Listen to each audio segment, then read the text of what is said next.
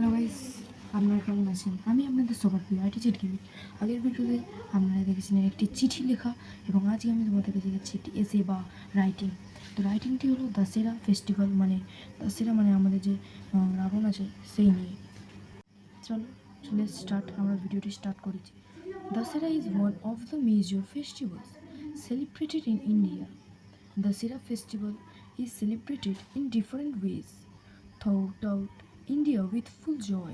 This festival is celebrated for 10 days in Shukla Paksha of Ashwin বা Ashwin month. This puja is performed continuously for 9 days, in which different forms of Ma Durga are prayer each day on the day of Vijaya Dasami.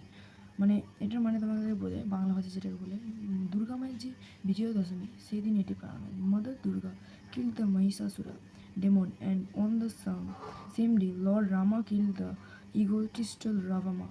Ramlila is staged in these 9 days in North India.